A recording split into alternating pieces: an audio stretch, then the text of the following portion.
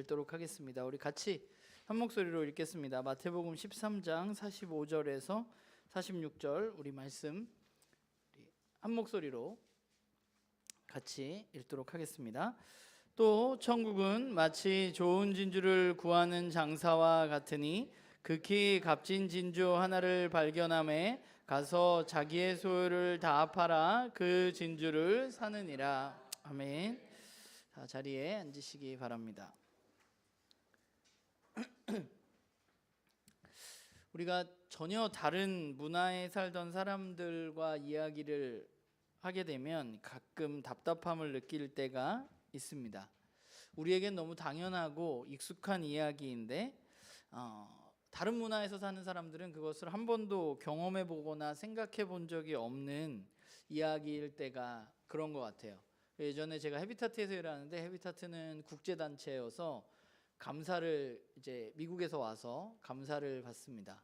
그래서 이제 감사를 받는데 감사 내용 중에 이제 뭐 이런저런 이야기를 하다가 이 사람이 이런 돈이 어디서 났냐 뭐 이런 질문이 있었어요. 그래서 전세 자금이다 그랬더니 미국에서 온 분들은 전세라는 거를 이해를 아예 못하는 거예요. 왜 집에 사는데 돈을 맡겨놨다가 그걸 왜 도로 돌려주냐, 렌트비를 안 내냐, 이게 말이 되냐, 뭐 이제 이런 이야기. 그러니까 우리는 전세 이러면 다 여러분들 다 알잖아요. 근데 미국에 사는 사람들에게는 그렇지 않은 그런 이야기에서 한참 그걸 설명하면서 엄청 오래 걸렸던 그런 생각이 납니다. 다른 문화뿐만 아니라 아이들에게도 마찬가지인 것 같아요. 제가 저희 딸들하고 제가 딸들하고 이야기할 때 되게 친구처럼 얘기하거든요. 제 친구한테 얘기하는 것처럼 얘기하다 보면 친구한테 얘기하듯이 얘기하다 보니까 내가 너무 잘하는 단어들을 사용할 때가 있어요. 근데 저희 딸들은 태어나서 처음 듣는 단어일 때가 있거든요. 그런 단어일 때 그 단어를 설명하기 위해서 우리에게 필요한 것, 우리가 그것을 설명하기 위해서 필요한 것 중에 하나가 비유라는 것이라는 생각을 하게 돼요. 예수님도 그러셨던 것 같습니다. 예수님은 정말 많은 비유로 예수님 자신의 이야기를 풀어가셨습니다. 우리가 마태복음을 읽고 있는데 우리가 읽고 있는 마태복음을 보면 예수님은 정말 많은 비유를 사용하십니다. 예수님이 왜 이렇게 많은 비유를 사용하셨던 것일까 생각해 보면 그것은 예수님이 이야기하고 있는 그 이야기가 그 이야기를 듣고 있는 사람들이 비유로 이야기하는 이유는 뭐예요? 전혀 알지 못하는, 지금까지 경험해 보지 못한 이야기였기 때문입니다. 그들은 문화도 같았고 나이도 비슷했지만 그러나 그들이 이해할 수 없는 어떤 것을 예수님은 설명하고자 했기 때문에 예수님은 비유를 사용하셨던 것 같아요. 우리가 잘 아는 대로 예수님의 사역의 핵심은 하나님 나라 복음입니다. 마태복음에서는 하늘나라의 복음을 전파하셨다고 이야기하고 있는데 문제는 뭔가 하면 예수님이 말씀하시고자 하는 그 하늘나라는 지금까지 사람들이 경험해보지 못하고 생각해보지 못한 세상이었다는 것입니다. 그래서 예수님이 말씀하시고자 하는 것을 그들이 잘 알아들을 수 있도록 하기 위해서 비유로 말씀하셨던 것이죠. 그래서 예수님이 말씀하신 비유들을 살펴보면 이 비유는 당시 유대인들의 삶에 뿌리 깊게 녹아 있었던 그들의 삶의 현장에서 있었던 이야기들을 바탕으로 하고 있습니다. 예수님은 이 비유들을 통해서 예수님이 이야기하는 그 하늘나라가 어떤 세상인지 어떤 나라인지를 그들이 올바로 알기를 원하셨고 그렇기 때문에 쉽게 설명하고자 비유를 이야기하신 것이죠. 우리가 지난주에 그 비유가 가득한 마태복음 13장을 읽었습니다. 그런데 우리에게는 또 다른 문제가 있다는 생각을 하게 돼요. 비유는 분명히 어떤 것을 알아듣기 쉽게 이야기할 때 쓰이는 건데 우리가 예수님의 비유를 읽으면 대체 이건 무슨 말인가? 비유를 얘기했는데 나는 왜 또 그 비유가 어려운가? 이런 생각을 하게 될 때가 있죠. 왜 그런가 생각해 보면 그것은 예수님의 비유가 1세기 유대인들의 삶과 밀접한 관계가 있기 때문이고, 오늘 우리는 21세기 대한민국에서 살기 때문에 예수님이 이야기하신 그 비유의 이야기들이 우리의 삶과는 별로 연관이 없는 이야기거나 우리가 그렇게 살지 않기 때문에 우리는 예수님의 비유가 우리에게 더 어렵게 느껴지는 것 같아요. 우리는 봄이 되면 산수유가 피고 개나리가 피고 진달래가 피고 철쭉이 피고 이렇게 흘러가지만, 복숭아는 여름에 나오는 과일이고 귤은 가을과 겨울에 나오고 이런 것들이 우리에게 익숙하지만, 우리가 무화과가 언제 나오는지, 포도가 어떻게 나오는지, 겨자씨 나무는 어떻게 생겼는지 우리는 알지 못하기 때문에 예수님 말하는 이 비유가 우리는 또 다른 공부를 해야 그 비유를 알 수 있게 되는 것이 아닌가. 그래서 그 간극이 너무 크기 때문에 우리는 이 비유들이 오히려 우리에게 더 어렵게 느껴지는 경우가 있다는 생각을 하게 됩니다. 그리고 또 한 가지 우리가 이 비유에 대해서 생각할 때 조금 잘못된 것은, 우리가 이 비유에 대해서 교회를 다니면서 이미 들었던 어떤 이야기들, 설교 이런 것들이 우리의 머릿속에 이미 굳어진 생각으로 자리 잡기 때문에 우리가 예수님이 말씀하시려는 원래의 의도를 오해하고 방해하는 경우들도 있는 것 같아요. 우리가 그것들을 좀 새롭게 읽어나가야 될 텐데, 이미 굳어진 생각 안에서 이건 이 이야기지 하고 고민하지 않고 그냥 지나쳐 버리는 경우들도 우리에게 있는 것이죠. 사실 저도 비유가 참 어렵습니다. 그래서 이번에 마태복음을 묵상하면서 비유에 대해서 공부하다가 얼마 전에 책을 한 권 보게 됐어요. 김호경 교수님이 쓰신 예수가 하려던 말들이라는 책입니다. 근데 그 책을 읽으면서 개인적으로 굉장히 좋았고 큰 은혜가 있었는데, 그래서 여러분들과 제가 읽었던 것을 바탕으로 우리가 좀 4주 동안 예수님 말씀하셨던 하늘나라의 비유에 대해서 이야기를 좀 나누고 좀 더 깊이 생각하면 좋겠다는 생각이 듭니다. 여러분들이 아마 시간이 되시면 그 책을 사서 읽어보셔도 너무 좋을 것 같아요. 제가 뭐 4주만 이야기할 거니까. 사실 나눔교회에서는 우리가 하나님 나라를 굉장히 많이 이야기해서 하나님 나라, 하늘나라 이야기를 하면 우리 목사님 또 오늘도 하나님 나라를 이야기하는구나 생각할지도 모르겠습니다. 나눔교회 식구들에게 제가 예수님이 이 땅에서 가르치신 메시지 중에 핵심 메시지는 무엇인가요? 라고 묻는다면, 나눔교회 많은 분들은 아마 하나님 나라라고 이야기를 할 것이지만, 사실 한국교회의 많은 성도들에게 예수님의 핵심 메시지가 무엇인가요? 라고 질문을 하면 그렇게 대답하지 않거나 또 대답하지 못하는 경우들도 많은 것 같아요. 제가 마태복음을 다시 한번 읽으면서 느끼고 있는 것은, 또 여러분들이 느끼는지 모르겠지만, 예수님의 이야기는 계속해서 천국, 하늘나라, 마태가 이야기하는 그 하늘나라에 대한 이야기로 가득 차 있다는 것입니다.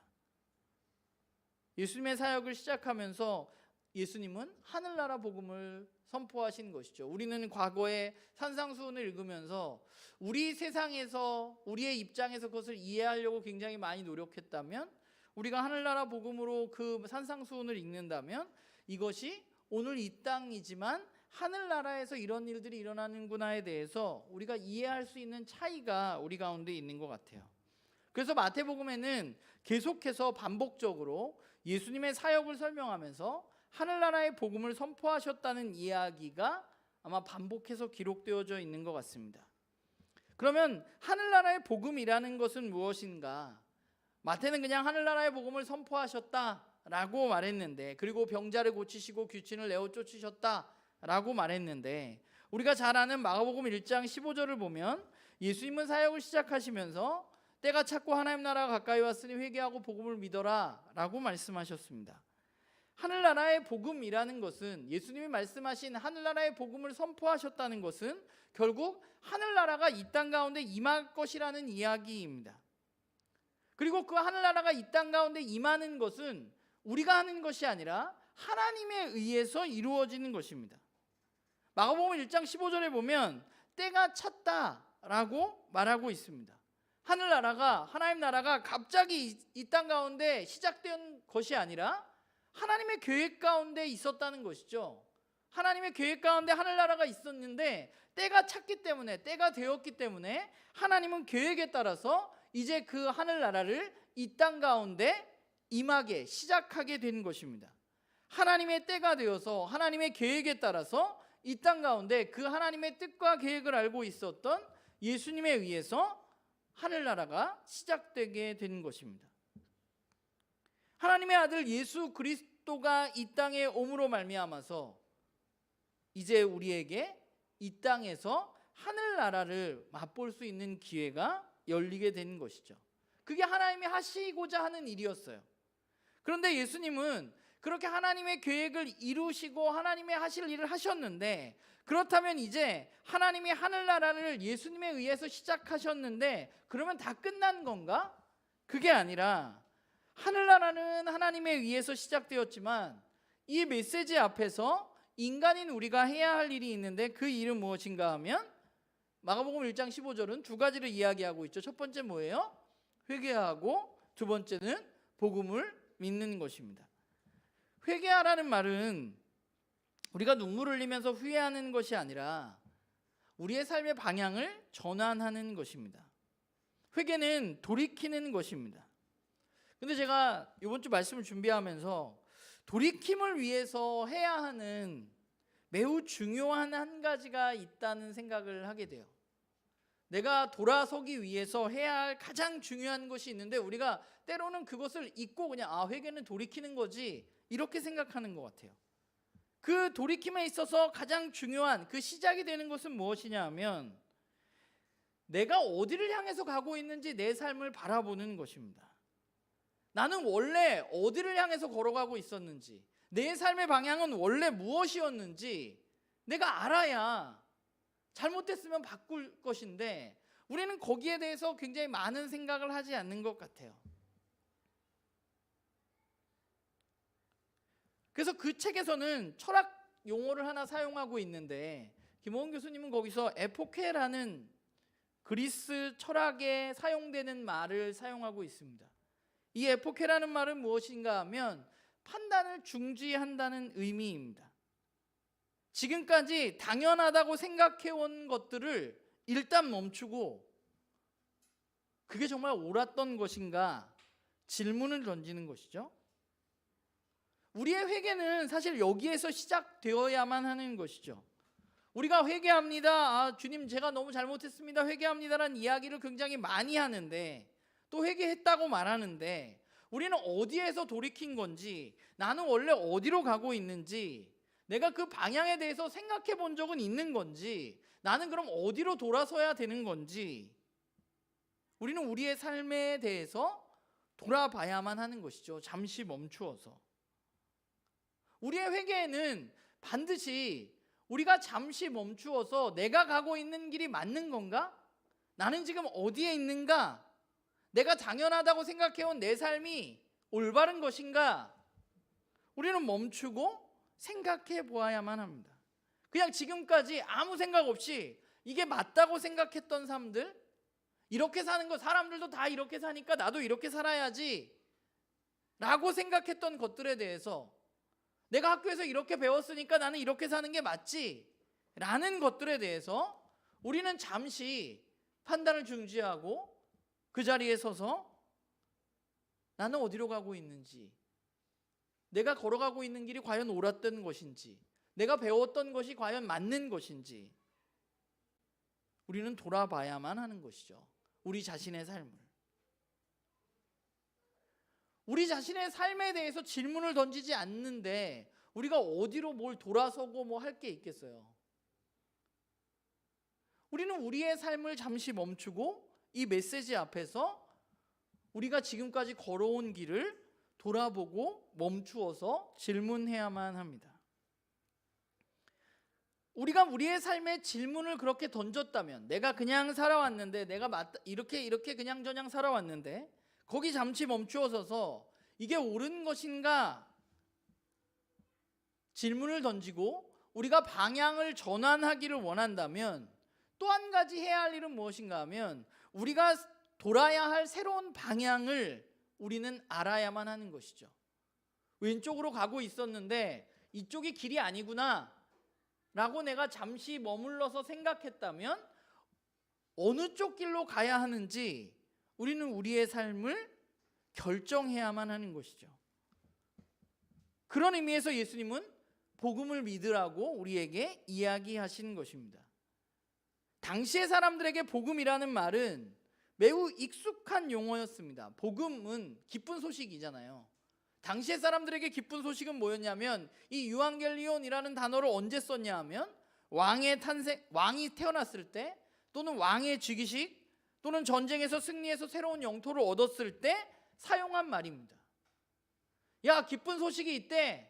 왕이 태어났대. 야, 기쁜 소식이 있어. 우리가 전쟁에서 승리해서 새로운 영토를 얻었대. 이럴 때 사용하는 말이라는 거예요.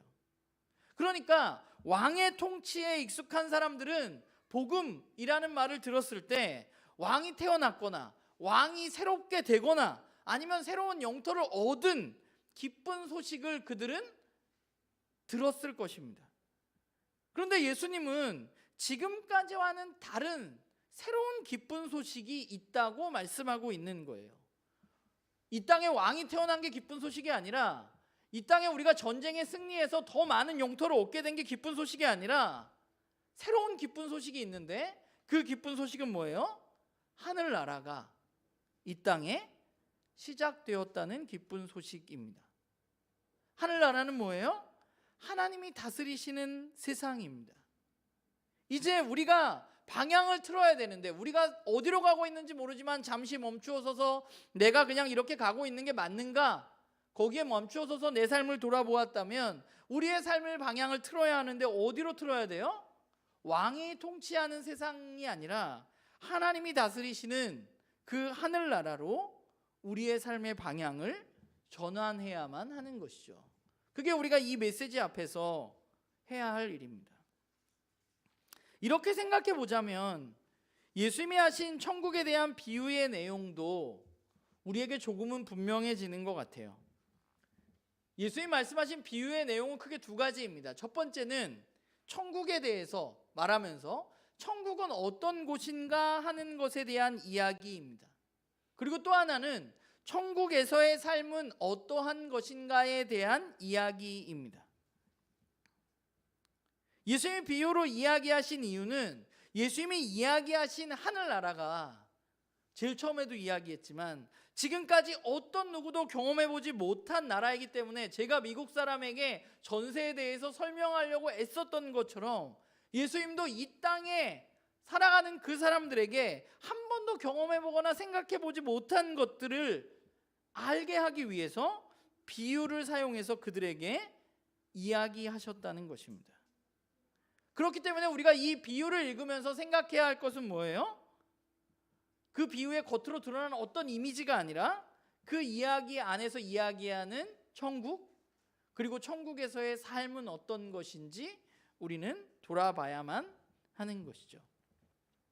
오늘 우리가 읽은 비유도 마찬가지인 것 같아요. 우리가 4주 동안 비유에 대한 이야기를 나눌 텐데 우리는 이 비유를 통해서 하늘나라에 대해서, 하늘나라의 삶에 대해서 생각해 보아야만 하는 것이죠. 근데 이 비유를 읽을 때 아까 이야기했듯이 그냥 생각 없이 읽다 보면 우리는 그냥 매번 읽던 대로 읽는 것 같아요. 아, 좋은 진주를 발견하면 당연히 그 좋은 진주를 위해서 내 것을 팔아서 사겠지. 아, 천국은 그렇게 좋은 곳이구나. 내가 하늘나라를 위해서 내 삶을 드려야 하는구나. 우리가 일반적으로 그냥 이렇게 생각할 수 있을 것 같아요. 그런데 오늘 비유를 잘 살펴보면 뭐라고 이야기하냐면 천국은 좋은 진주라고 이야기하지 않고 뭐라고 이야기해요? 좋은 진주를 발견한 상인과 같다라고 말합니다. 그러니까 천국은 좋은 진주가 아니라 천국은 뭐예요? 좋은 진주를 발견한 상인과 같다라고 예수님은 말씀하고 계십니다. 그리고 그 상인은 뭘 했어요? 내가 가진 것을 팔아서 그 진주를 샀습니다.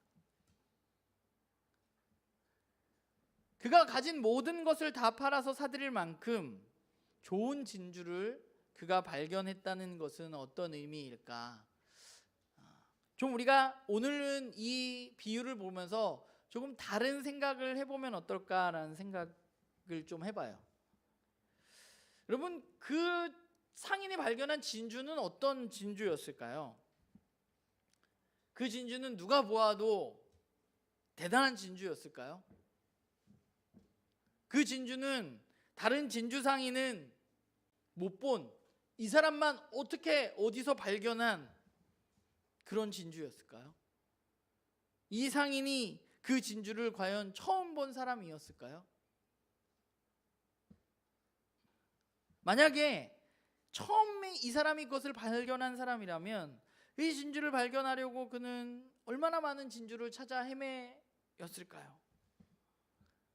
말씀을 읽으면서 여러 가지 상상을 좀 하면서 이 말씀을 지난주에 읽었던 것 같아요. 그러면 이런 생각을 해보면 어떨까요? 누가 보아도 이건 정말 대단한 진주야. 그러면 그 진주를 이 상인이 가장 먼저 발견할 확률은 얼마나 될까요? 그러면 또 다른 사람의 입장에서 그럼 다른 사람은 그 진주를 이제 발견하지 못하는 건가?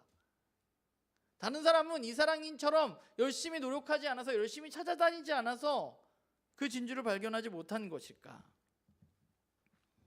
뭐 여러 가지 생각들을 제가 해보면서 읽었어요. 이 비유를 보면서 우리는 그 진주를 발견하는 것이 우리에게 굉장히 대단한 일이고 그 진주라는 것이 어떤 것일까? 그냥 좋은 진주는 뭘까? 에 대해서 좀 생각을 해보면 좋을 것 같아요. 좋은 진주는 무엇일까요? 나에게 있어서 진짜 좋은 진주는 누가 보아도 좋은 진주일까? 물론 그럴 수도 있지만 그렇지 않을 수도 있죠. 우리 아이들이 가지고 있는 어떤 그 애착 인형이라는 게 있잖아요. 애착 인형은 어른들이 보면 뭐라 그래요? 저도 저희 딸들한테 맨날 얘기하는 거 있거든요. 그것 좀 버려라. 그렇잖아요. 하지만 아이들에게 그 인형은 그 무엇보다 소중한 것이겠죠. 다른 관점에서 보자면, 제 입장에서 보자면 그 인형이 아무것도 아닌 그냥 너덜너덜해지고 여기저기 트어지고 때가 쪼록쪼록 끼고 이런 인형이지만 아이가 보기에 그 인형은 이 세상의 그 어떤 비싼 인형보다 좋은 인형인 것이죠. 저는 오늘 말씀을 우리가 좀 그런 관점에서 바라보면 어떨까라는 생각을 해보았습니다. 어떤 진주를 보았는데 이 상인이 거기에 잠시 머물러 서서 우리가 아까 얘기했던 그 에포케를 통해서 내가 이렇게 진주, 더 좋은 진주, 눈에 보기에 화려한 진주를 찾아서 여기저기 다니는 나의 삶이, 더 좋은 진주를 팔아서 내가 내 삶에 더 많은 이익을 얻으려는 나의 삶이 과연 옳은 것인가? 그는 멈추어 서서 생각했을지도 모릅니다. 그리고 그는 자주 만나는 진주였지만 지금까지 알아보지 못한 그 진주를 다시 바라보았을 때 그 진주는 지금까지 내가 보았던 진주와는 다르게 너무나도 엄청난 진주였던 것을 발견할 수 있는 거죠. 다른 사람들이 이 상인을 자신의 전 재산을 팔아서 그 진주를 사는 것을 보았을 때 다른 사람들은 이상하다고 생각할 수도 있었지 않을까요? 그걸 왜 그렇게 그런 가치가 있는 진주야? 라고. 우리가 우리의 일상 가운데 우리의 삶 속에서 일어나는 여러 일들 가운데 진주상인은, 여기서 말하는 진주상인은 그 언어를 보면 아마도 도매상 정도의 상인이었을 것 같아요. 진주를 팔아서 소매에 팔고 사람들에게 소개하고 이런 일을 했던 사람입니다. 평생 그것을 위해서 일했던 사람이 이제 진짜 좋은 것을 발견하고 자신의 전부를 팔아서 그 진주를 샀습니다. 그런데 그 진주는 우리가 생각하는 것처럼 그 상인을 부자로 만들어줄 것이 아니라 그 진주는 그가 맨날 만나는 진주였을 수 있지만, 그러나 이제 그가 잠시 서서 자신의 삶의 방향을 멈추고 돌아보았을 때 그 진주는 그에게 가장 좋은 진주가 되어 있었던 것이죠. 저는 하늘나라가 이것과 비슷하다고 생각합니다. 왕이 통치하는 삶 속에서 우리가 전혀 보지 못하는 것들, 나의 일상 가운데 우리가 그냥 지나쳐 버리는 것들, 내가 세상의 어떤 이미지에 빠져서 내 삶 속에서 전혀 가치 없다고 여긴 것들, 또는 반대로 이건 정말 대단한 거야, 이건 내가 정말 꼭 가져야지 했던 그 모든 것들이 우리에게 하나님 나라라는 것을 우리가 발견했을 때 그 하나님 나라 안에서 그 모든 것들을 새롭게 바라볼 수 있는 관점이 생기는 것이라고 생각해요. 우리가 우리의 삶 속에서 잠시 그 하늘나라의 메시지 가운데 삶을 멈추고 우리의 삶을 돌아본다면, 내가 지금 걸어가고 있는 내 삶의 방향, 내가 하고 있는 삶의 모습들, 우리가 그것들을 바라보고 우리가 잠시 뒤를 돌아 하늘나라를 바라본다면, 세상 나라에 매몰되어 있는 것이 아니라 그 하늘나라를 바라본다면 지금까지 생각하지 못했던 것들을 우리는 보게 되는 것이죠. 지금까지 이 상인이 더 부자가 되기 위해서, 더 대단한 진주를 발견하기 위해서 자신의 모든 것을 바치는 애쓰는 삶을 살았다면, 이제 그는 잠시 그런 자신의 삶을 멈추고 돌아보았을 때 그는 이제 더 이상 자신을 더 부자로 만들어줄 진주를 만난 것이 아니라 자신에게 진짜 생명을 가져다 줄, 자신의 모든 것을 팔아서 그것을 가져도 될 만한 진짜 생명을 발견한 것이 아닌가라는 생각을 해보게 됩니다. 진주가 가져다 주는 풍요로움이 아니라 그냥 우리가 이 말씀을 보면서 하나님 나라 그렇게 좋은 거구나, 그냥 내 걸 다 내려놓고 우리가 그 하나님 나라를 만나야 되는구나, 이게 아니라 이 하늘나라의 메시지 가운데 우리가 우리의 삶을 잠시 돌아보고 그 하나님이 주시는 생명 안에서 우리가 매일 보던 것들의 풍성함과 또 다른 관점, 새롭게 열리는 눈을 우리는 얻게 될 수 있다는 생각을 하게 됩니다. 저는 우리의 삶에도 잠시 멈춤이 필요하다고 생각해요. 에포케가 우리에게 필요합니다. 나는 무엇을 위해서 살아가는가?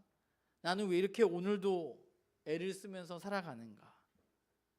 혹시 우리가 살고 있는 이 자본주의에 너무 익숙해져서 이 자본주의에서 나를 성공시켜 줄 것들을 찾아서 그 길을 걸어가고 있고, 새로운 영토가 확장되어진 것이 기쁜 소식이었던 사람들처럼 우리도 내가 가질 수 있는 것들이 더 많아지는 것이 우리들에게 그저 기쁜 소식으로 끝나버리고 있는 것은 아닌지, 그게 우리의 삶은 아닌지, 좋은 진주를 발견했다면 더 좋은 진주, 또 그거보다 더 좋은 진주를 발견하기 위해서 내 삶을 거기에 허비하고 있는 것은 아닌지, 저는 우리의 삶을 잠시 멈추어서 질문해야 한다고 생각합니다. 그리고 우리는 세상의 복음이 아니라 하늘나라의 복음으로 돌아서야만 하는 것이죠. 누가 보더라도 값비싼 진주가 나에게 필요한 것이 아니라 하나님이 주시는 진짜 생명이 나에게 필요하다는 것을 내가 깨닫고 우리의 삶의 방향을 하나님이 주시는 그 진짜 생명으로 돌아서야만 하는 것입니다. 우리가 그 사실을 믿음으로 받아들이는 일이 우리 가운데 필요한 것이죠. 이 사람이 만약에 진짜 그냥 값비싼 진주를 내 것을 다 팔아서 샀다면, 그냥 거기에서 그냥 이 사람이 정말 그것을 원했다면, 이 사람은 더 좋은 진주를 발견한 다른 사람을 보면서 너무 힘들어했겠죠. 그러나 천국은 그런 것이 아니라 우리에게 그 이 세상의 어떤 것보다 진짜 생명과 진짜 행복을 가져다 줄 수 있는 것입니다. 그렇기 때문에 거기에 이 사람은 자신의 삶을 다 투자하고 내가 가진 것들을 다 내어놓고 그 생명을 붙잡은 것입니다. 그 생명을 붙잡았을 때 그 사람의 삶이 진짜 행복할 수 있는 것이죠. 이 세상에 더 좋은, 이 세상에 우리의 눈에 보기에, 우리의 귀에 듣기 좋게 우리에게 보이는 세상의 복음이 아니라 하늘나라의 복음을 우리가 진짜 발견하고 우리는 그 하늘나라의 복음에 우리의 삶의 방향을 돌이켜야만 하는 것입니다. 바라기는 이번 한 주에 우리 나눔교회 식구들이 한 주를 살아가면서 여러분의 삶 가운데 잠시 여러분의 삶을 멈추어서 나는 지금 어디로 가고 있고 나는 무엇을 위해서 걸어가고 있고 나의 삶의 방향은 어디 있는지 우리가 좀 돌아보는 시간을 가졌으면 좋겠습니다. 그리고 우리가 잠시 돌아서서 예수님 말씀하신 그 하늘나라, 예수님 말씀하신 그 좋은 진주, 우리에게 진짜 생명과 진짜 행복을 가져다 줄 수 있는 그 하늘나라의 복음을 우리가 믿음으로 받아들이고 우리의 삶의 방향을 돌이켜서 세상의 복음이 아니라 나를 더 부자로 만들어줄 값비싼 진주가 아니라 나에게 진짜 생명과 진짜 행복을 가져다 줄 그 진주로 우리의 삶의 방향을 전환하는 그런 우리 나눔교회 식구들이 되기를 주님의 이름으로 부탁을 드립니다. 기도하겠습니다.